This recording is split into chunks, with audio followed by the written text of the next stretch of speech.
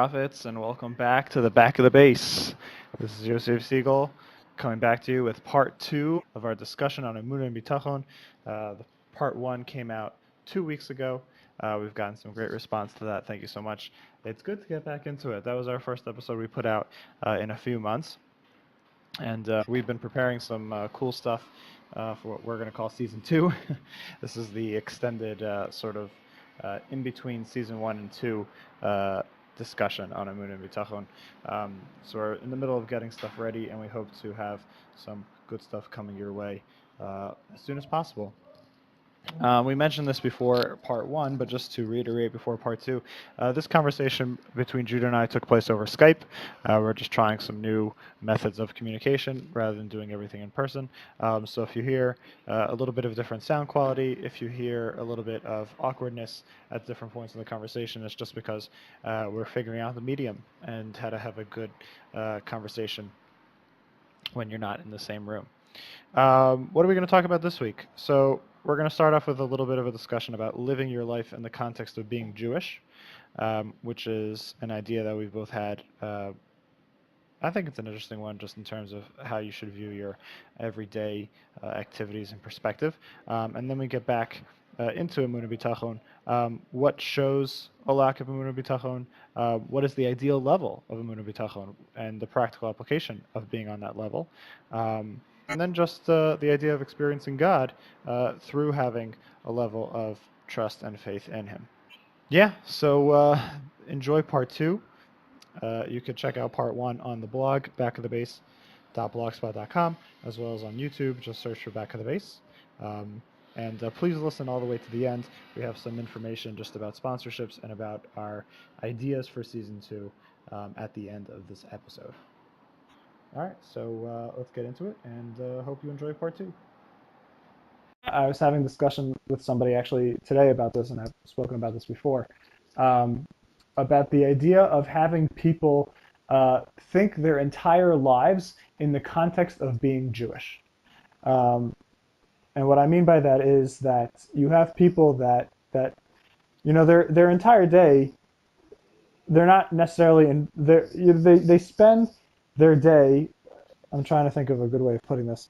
They know that they're Jewish the entire day. It's not like, you know, that they don't act Jewish at work, but they do act Jewish at home and stuff like that. You have plenty of mincha minyanim in the biggest office buildings in New York City and stuff like that. You know, everyone's involved. But the question is that is it really your entire day is your mindset as a Jewish person? And I think even people who are good people and they're good Jews and stuff like that, but I still think that there is a disconnect between me as a Jew and me as a member of society. And I think it's a lot less here in Israel. I think here in Eretz Yisrael, it's harder to disconnect here. Yeah. If anything, just work. sociologically, you're surrounded by religious what's the word for that? Religious. You're surrounded by Jews. Yeah, surrounded by Jews. I mean, look, in New York, and you're surrounded by religious symbolism. I think I don't want to use symbolism I want to use symbolism as more of a way, because there's tons of Jews in New York City too, and there's tons of Israelis, you know, so it's not like you don't have that same, you can create an environment to be total the same thing. You walk into a random building to go to a meeting and there's a mezuzah on the door, or you walk in to go get a water because it's hot outside and the dude's got a picture of, you know, like the Baba Sali and Lubava Chereba, and he's smoking right, a stoke. Exactly. You can't get away from it, and that's a good thing, you know. And there's other ways where that could manifest itself.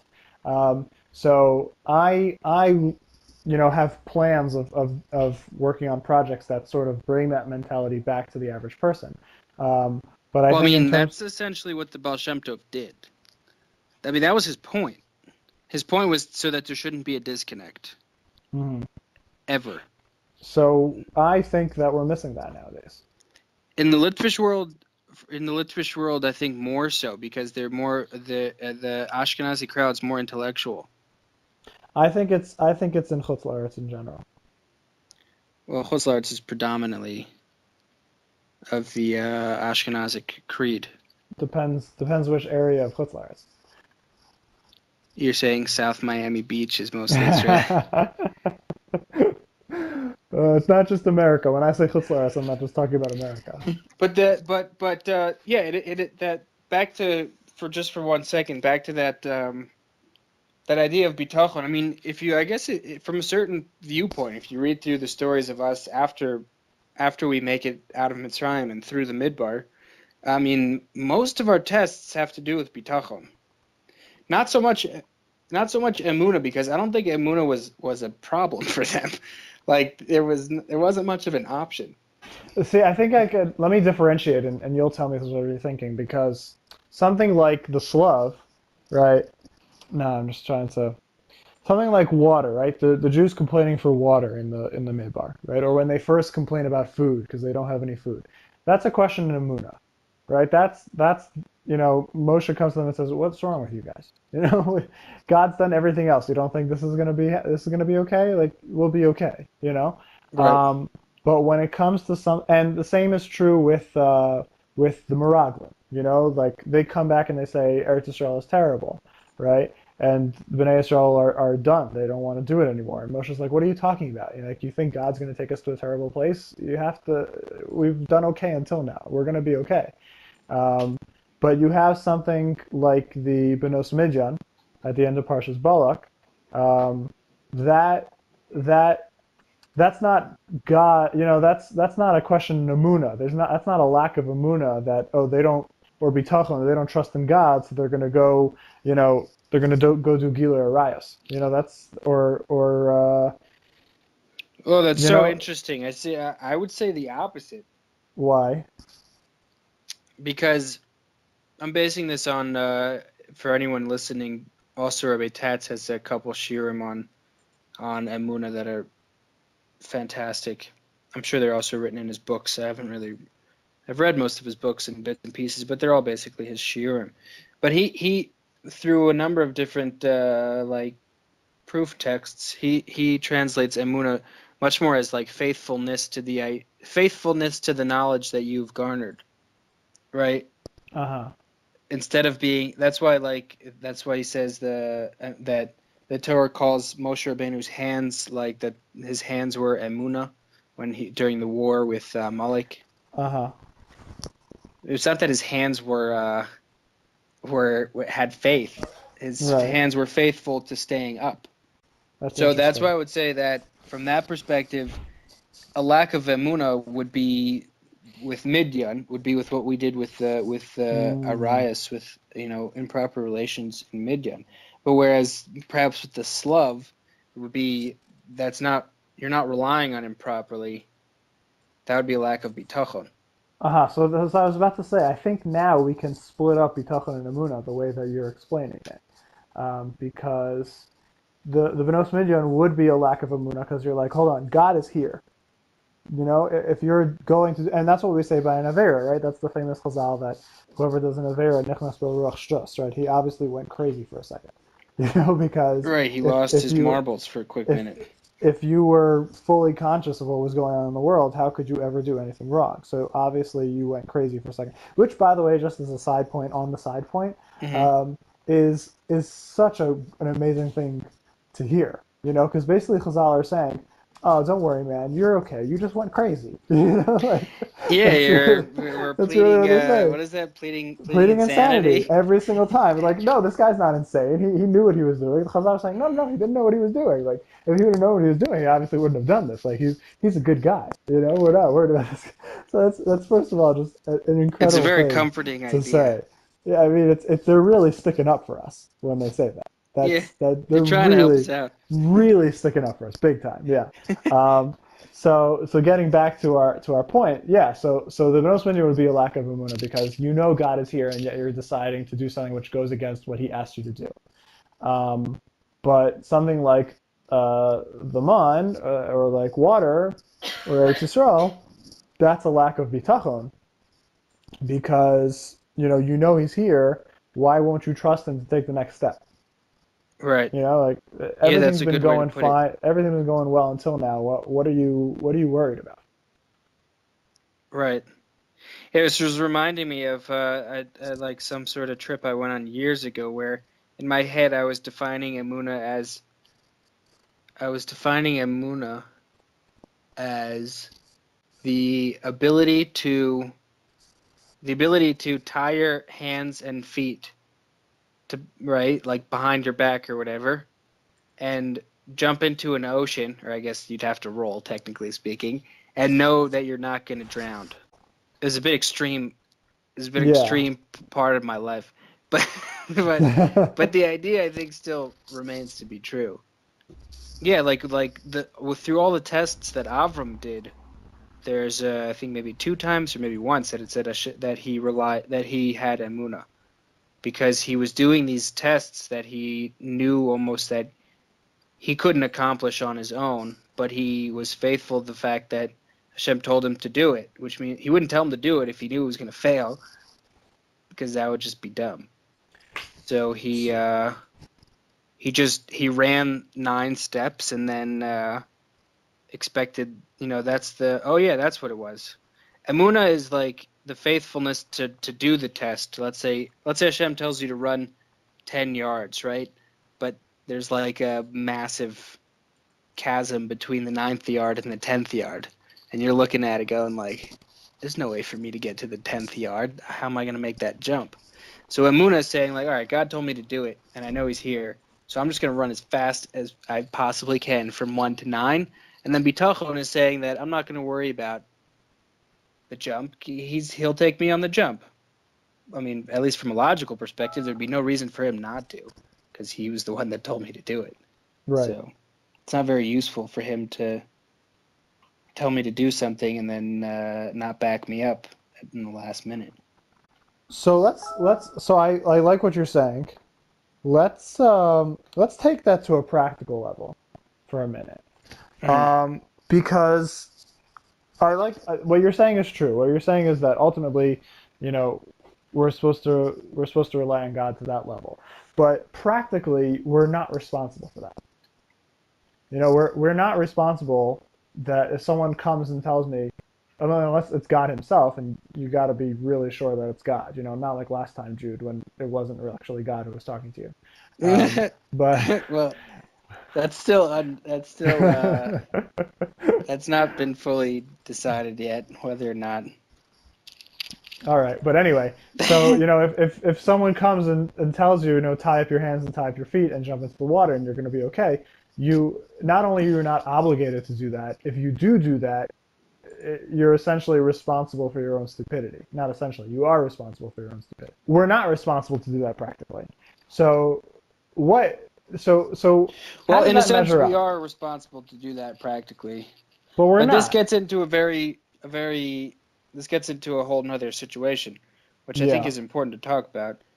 But I think we are responsible to do that in some ways, in the sense that if a person, let's say through understanding how Emunah Bitachon work, which maybe we should be doing a better job of explaining that to the best we can, but if a person understands how it works, then it's a very, very freeing and comforting place to live, because on the one hand, you're free to pursue your dreams and your goals, right? And you're free to pursue it.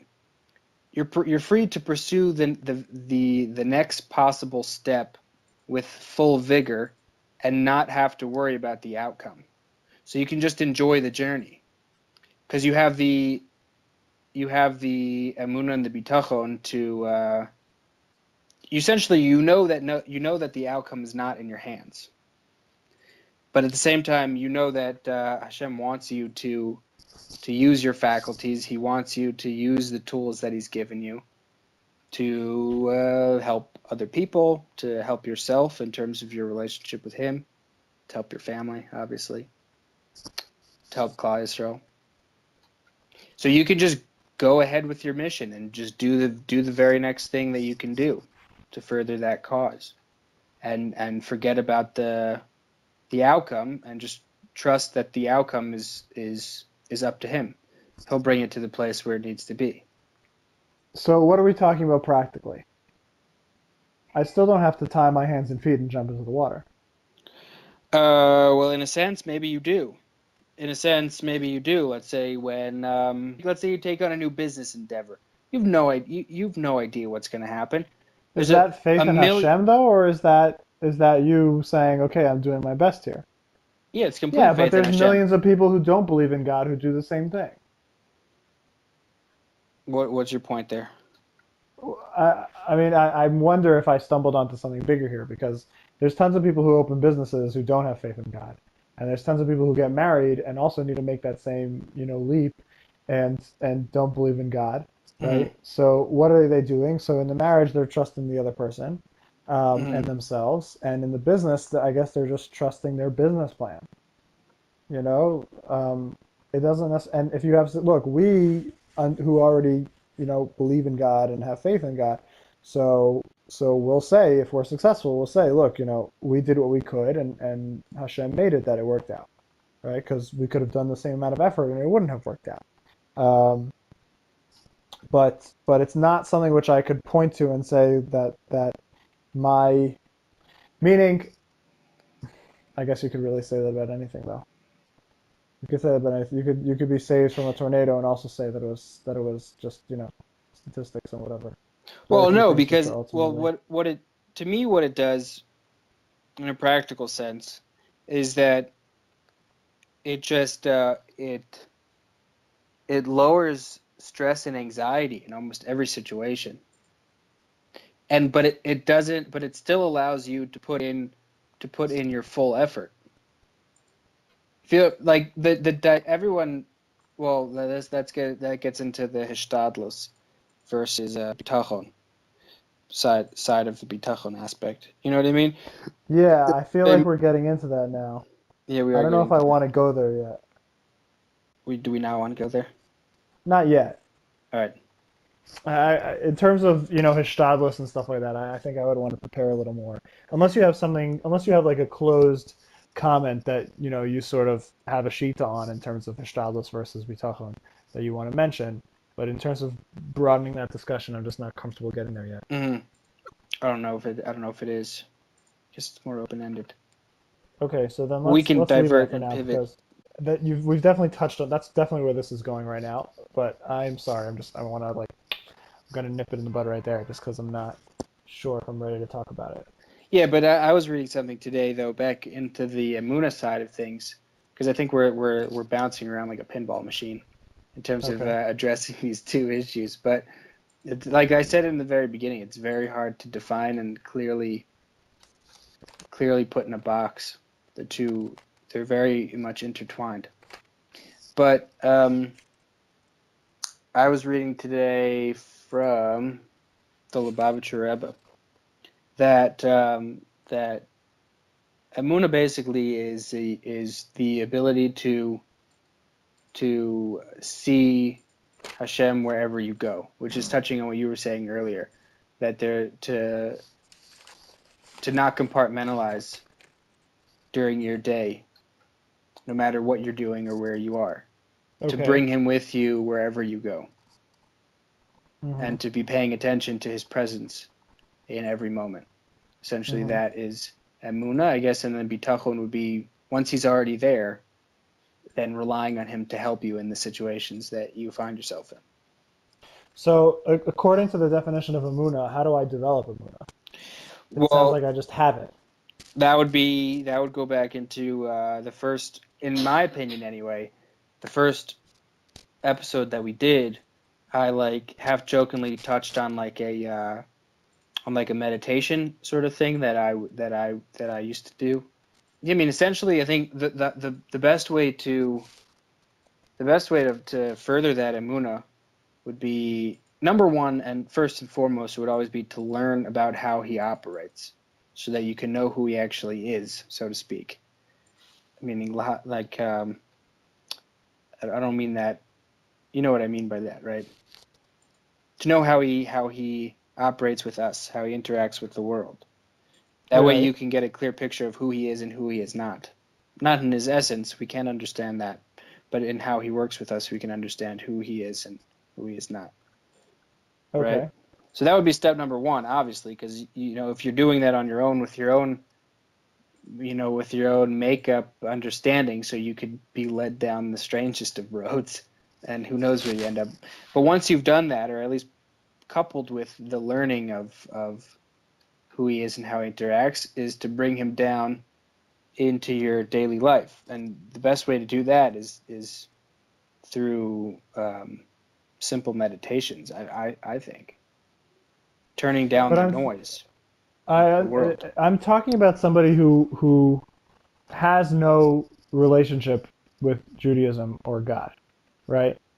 Meaning, if if we take our original definition of Emunah, which is coming to a realization that God exists and that He is interested in you, right, in your life, so that could happen to anybody.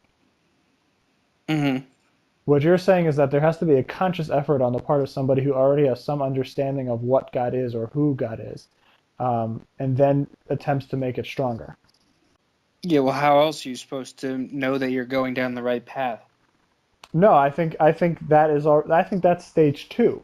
I Okay. think stage one is you can, meaning according to you, somebody who has no concept can never become a mamin, right? I think or no, I shouldn't say that. They could become a mamin, but it's not called emuna. You know, okay, now I understand better. Now I understand better what you're saying, because I was thinking that step one didn't exist there by what you're saying, but it does exist. So step one would be, having a realization of God, and I would say that's already the beginning of Emunah. And the way that you're saying is that no, that's not the beginning yet. The beginning is only when I start working on bringing him into my life. And so then the question becomes, once he's in your life, that's not bitachon you're saying though?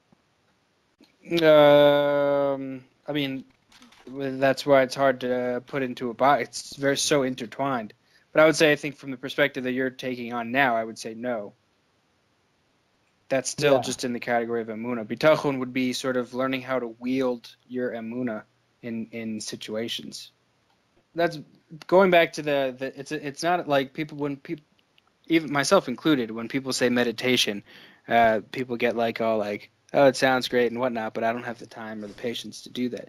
But I don't mean that sort of sit in a pretzel in a quiet place meditation. I mean just if you just pay very close attention to incoming inputs, like to sounds. Let's say you're walking down the street and you pay very close attention to sounds coming into your head, right? And instead of subconsciously thinking in your head and then looking and projecting into the world, just try and look through your eyes. This is gonna make no sense. Keep going, man. You're already down the road. Keep going. Just look. Imagine your consciousness sort of just chilling in your head, right behind your eyes, and then look through your eyes as if you're looking through a glass, through a window, and then observe the world that way. It's going to be much more easier to feel the presence of a purposeful being, meaning God, there with you. Essentially there with everyone, but you'll feel him very, very close to you. It's a very powerful experience, actually, and it gets pretty scary, because then you start to imagine the fact that something can be so big and so powerful and make no noise. How trippy is that? It's pretty trippy. I'm still trying to figure out what it has to do with us, but imagine you're sitting in orbit. Imagine you just chilling in orbit, let's say around Mars, and you see Mars spinning, spinning and spinning, and you're there for, let's say, a couple of years, so you see it moving, large, in thousands of miles in diameter, whatever it is, doing in orbit, and you think for a minute and go there's this gigantic mass just spinning around a couple feet from me, and I don't hear anything. That would throw you for a loop. You know what I'm saying? I mean, this is getting off topic again, but my meditative technique was always you picture yourself actually truly alone. It's really sad. No, Do you, no, no, do you no. need a friend, Joseph? Not like that. Meaning, there's people all around you. They're just outside the room. But, very rarely, especially nowadays with the internet and everything like that, very rarely are people truly alone ever at any specific time. Um, Yeah, and your even hand if, is always in your pocket, waiting for the eh, next, but notification. even if your phone is off, if you're outside, you're not alone. You know, Yeah, you're not alone outside either, because nature's around you. You can hear nature. You know, so or at least you can hear the essentially, buses. you can definitely hear the buses. So essentially, this is going all the way back for us, and this goes back to floating, which is why I've never Yes. done it, but I would want to try it, just because the idea of complete, you don't even weigh anything, total deprivation of you're totally alone. And when you're totally alone, the question is, are you then with God? And hopefully yes. Yeah, I mean That's I think coming to a point in the conversation, coming to that point in a conversation, this conversation, any conversation, there's no real way to there's nothing more to say about that than just having to experience it. Meaning, let's say I'm a random dude and I come back to you and I say I've done this and I've I've I've I've gone there and tried this and I came back saying like I was alone and there was nothing. I didn't feel anything else there with me. What would you say? my I don't know if my father was on this trip, or if and I mean a physical trip, Yeah. or if just a friend of his was on this trip. Basically, they met an Israeli pilot, um, and like an Air Force pilot. Mm-hmm. This is years ago. This is probably 25 years ago, and they asked him, you know, what do you see when you're up there? Not necessarily in a theological sense. Mm-hmm. Um, and he said, I've gone up in my plane so high that I reached the edge of the atmosphere. Whoa. Um, and I can see space above me, and I'm above the clouds and everything. And he says, but I never saw God. Now, he was not, it was not a theological conversation. They weren't asking him for his impressions of God, Mm-hmm. but he obviously felt it important enough to mention that. And and the answer to him is first of all, if you're actually expecting to see God, you're going to be always disappointed. But the second thing is that then you're stupid, because if you're looking at something, I don't think anyone who's struck by anything beautiful, be it nature, be it art or music or everything like that, does not have some sense of a higher power. That is and again, this is getting off topic, but that's the power of music, and that's the power of nature, and that's the power of beauty, right? Is that there's nothing intrinsically valuable about it. There's no reason for things to be beautiful. But the fact that they are hits something inside every single human being, which speaks of something larger than themselves, and It really does. that is the knowledge of God. That is, if you really think of it, that is the knowledge of God. You're not alone here. There's a purpose to all of this stuff, which is not necessary. It came from something. It means something. It means something more than what I can see, because if it didn't, then why is it like this? Um, so that's what I would answer to what you're telling me, that if I go and have that experience and God isn't there, right? Um, Well, I would even go one I step wouldn't further say that. because I the, would also say, just to interrupt you, because I mm, just want to finish this thing, I would say that most people are not made for that type of experience also. The experience of nothingness, I don't know if that's totally for everybody. well, it goes back to what I was saying before, is that it's a the natural thing to do when you're nearing nothingness is to fight so that you don't lose yourself. I mean, anyone who's ever taken psychedelics seriously knows that the worst thing you can possibly do when you're nearing an ego death, when you're nearing the feeling of nothingness, is to fight it, because then you're stuck. I don't know, this is anyone who's listening to a trip knows exactly what I'm talking about. If you haven't, well then you're missing out. No, but that's really it's the truest of thing. You can talk to anyone that's had serious psychedelic experiences, and they'll tell you the worst thing you can possibly do when you're nearing that place of nothingness is to try and fight. You just got to let yourself go. But it's a very difficult thing to do. It's an extremely difficult thing to do. Because if you do let yourself go, you experience bliss. If you don't, then you experience like literally hell, trying to dig yourself out of this strange place of fear and anxiety. Is this the point you were trying to make my point, or is this the point that you wanted to make for yourself? To be honest, I don't remember. Okay. So, what was the point you wanted to make before I interrupted you to finish my point?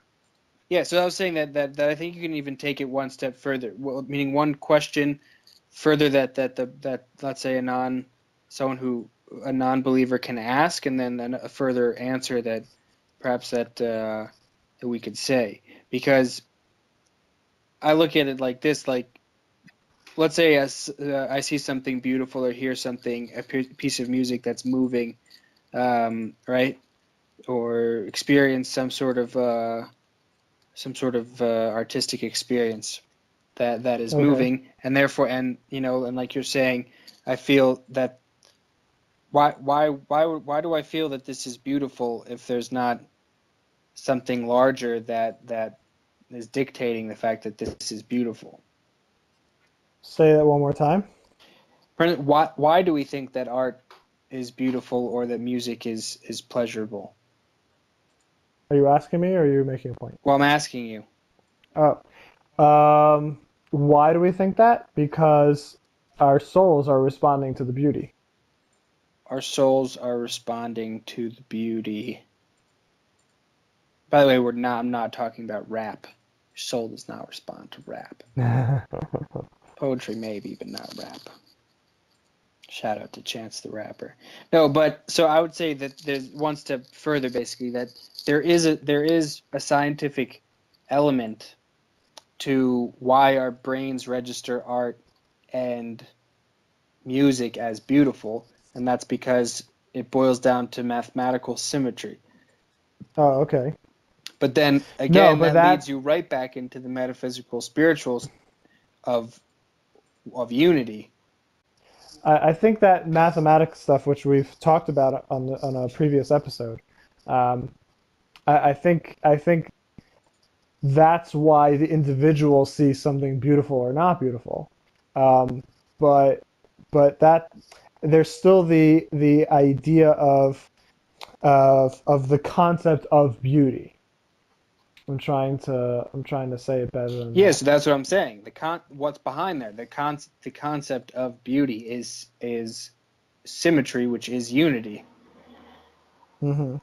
So when you experience unity with what? Unity with the world, with Earth, with the universe, with the cosmos. Well, all of those things, because it's all one thing. It's essentially unity with God. When you experience a nice piece of art, a nice piece of music, it's a physical way to bring you to a place of experiencing unity through the symmetry of the piece of art, or the symmetry of the piece of music, or the symmetry of like a dance. Again, I'm not talking about hip-hop dancing. I'm just not talking about that. Do you feel what I'm saying? Wow. Yeah, I hear what you're saying. What that has to do with Emunah Bitachon? Absolutely no idea how we got there. Well, you know something? But in the back of the base, I think we don't. yeah, I have no idea how we got to where we got to. I think we definitely solved something. I We've don't know what solved it is. something. We definitely solved something. I think we should stop here unless Yeah, but unless we got something I mean, else. like, I think it's important to harp though a little bit on that, on the fact that without learning from the texts that we have from the people that have written before us about who is God in terms of how he interacts with us and the world, then it's going to be very hard to come to a place of emunah. And without that, then your bitachon is going to be a little bit strange, perhaps. But then again, there could be the simple, like the Hasidish side of the simple man of faith, which is a different aspect of it, different way to look at it. Which is that famous story with the Baal Shem Tov, where someone came to the Baal Shem Tov, like a Talmud Chacham came to the Baal Shem Tov and was hawking with him and learning for a while. And after a while, the Baal Shem Tov chapped that this guy was like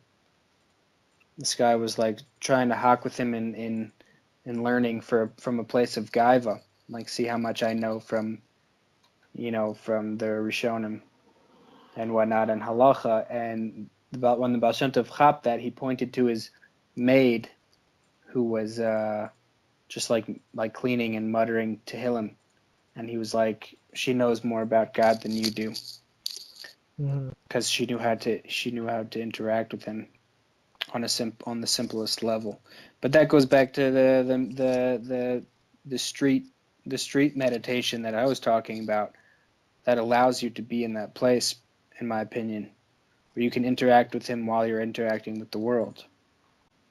And then I guess when you come to place of tests, your bitachon is very strong, because you're like, I have a relationship with him. I know him well. We talk on a daily basis. He's not going to let me down, because there's no reason for him to do that. And I think that it also gives you more flexibility in your relationship. The stronger your relationship is, the more you're able to, quote unquote, stretch the boundaries of it. With the and I think obviously we're not talking about breaking the Torah or losing faith in God, but I think it does allow you to have a conversation like this. Yeah. Where we have the confidence to set up straw men, and sometimes not even straw men, actual ideas, and explore them without fear of losing our way, because we do have a recognition. Look, neither of us is perfect. Speak but for we yourself. Okay. Have you seen I'm me not lately? perfect. I'm wearing a Well, white your kippah. beard is a little off, but It is a little off. I've been noticing recently that I think my face tilts towards the left. Oh, I was just joking. Yeah. Wow. Okay. Anyway, but I think the fact that we do have a recognition, and we have a hadracha in terms of how to view the world, has allowed us to explore it even more in unique ways. Yeah, I mean, if you're tethered to the ship, then you can roam about freely. If you're untethered, then you're pretty stuck. Yeah. You know what I mean? Yeah.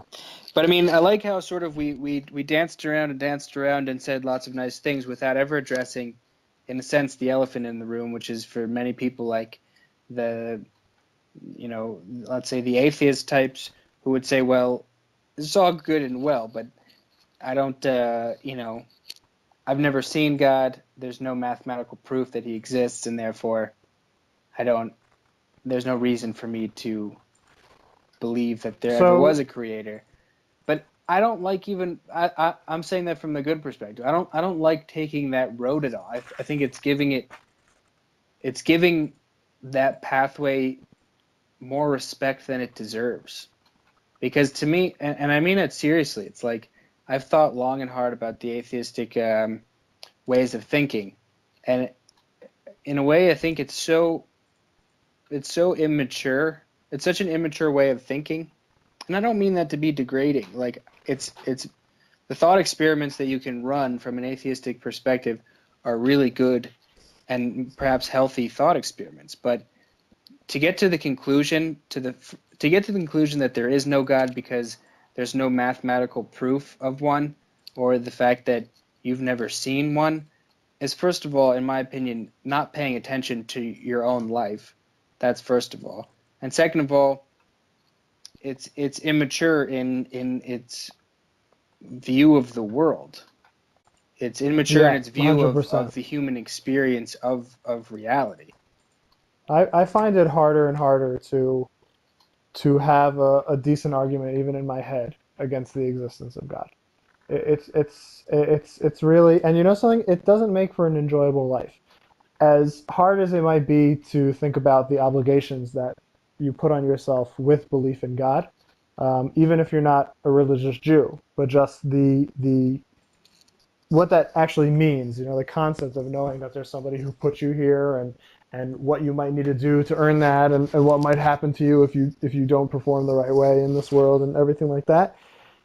To think that this is all by chance and there's no meaning to life, right? And that the rules of society are completely based off of, whatever made sense that day, right? And we Self-preservation and and self-interest. yeah, and you don't know what's going to be tomorrow, because as soon as the priorities change, society will change with them. And that's really how we've arrived at our current, societal climate around the world. And it's always been that way, and it's going to keep going that way. It's not going to, it will change how it is in practice, but it won't change how it is in theory. Um, to have that sort of existence is really depressing, and not fun. It's just not enjoyable. And I think people who continue to insist on this idea, um, I I think they're only happy in their own minds. Yeah, and it's so true. It's so true, and it to me it comes to that one of those ideas. When somebody says something that strikes you as true, even if maybe you haven't thought about it from all its angles yet, it sort of just like drops into your. It makes you smile, right? It like sort of just like falls into your being, and you're like makes you smile. You're like, oh yeah, that's true. Like it's like you're playing like Tetris, and it like just fits in to your Yeah, line. yeah, yeah, When someone says something that registers you as true, and I feel like the the atheistic claims, no matter how sophisticated they may be put forward, it doesn't drop in. I don't think it drops into anybody as true. no, I think that if you subscribe to those ideas, there, in my mind, there are ulterior motives for you to subscribe to them, and you're not subscribing to them because it has sunk into you as like, oh wow, that's true, like that's how I relate to the world. No, it's like I don't want to pick up I don't want to pick up my load and carry it, and therefore I'm going to um, you know circle around and around and around, and just keep talking until I pass out about how there's no proof, there's no proof, there's no proof. When meanwhile the proof is all around you. yeah, Even the scientific proof is very good that there's a being which started everything. Because if science can only take you as far back as science can only take you as far back as it can take you, and even when it takes you there, it's there's so many different ways to analyze data that it's like, well, how exactly are you going to analyze the data? You know what I mean? yeah, yeah. All right, very good. All right, so we're gonna sign off for this week. We Yes. obviously have a lot more to say about this topic. We're also still trying to figure out how we got here, but we hope that you learned something along the way, because we did solve something. I think we did solve something. Yes. Uh, but we're also, this is our first time. I don't remember if we mentioned this in the beginning. We're doing this over Skype. So this is our first recording where we're not in the same room. So if you could tell at different points in the recording, we were trying to, um, work out the kinks, just figure out where the other one was holding. We apologize for that, and we hope that we'll get that set as soon as we can. Um, Again, we're looking for more topics. We're looking for sponsors. We're looking for comments. You can send those all to our email address, Definitely comments. backofthebase If at anybody, gmail.com. if anybody that does listen to this, um, I, let us know if you would want us to have guests on. Yeah, that's definitely something that we're looking into. And there's different topics that we would prefer to have somebody else come in and chime in, either with their expertise or their unique perspective. But if there's any topic in particular, or if in terms of the guests, if you see that there's some, if you think that some element could be added by hearing a different voice other than mine or Yehuda's, please let us know, and we will not be insulted at all. No, yeah, I mean, Um, I personally, just so that they know the pretext, is that I personally would like to bring guests on for different topics. I think would be fun, but I would want to know the people listening if they are interested in such a thing. And a third we are voice. also, all our episodes go up on YouTube at the same time that they go up on our blog. The blog is backofthebase.blogspot.com, and the YouTube channel, just search for Back of the Base.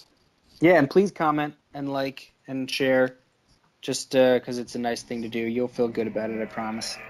You'll feel like a better person if you do it. All right, signing off for now. We'll speak to you next time in the Back of the Base. See you, boss. All right, everything good with you? Baruch Hashem. Baruch Hashem. All right, good.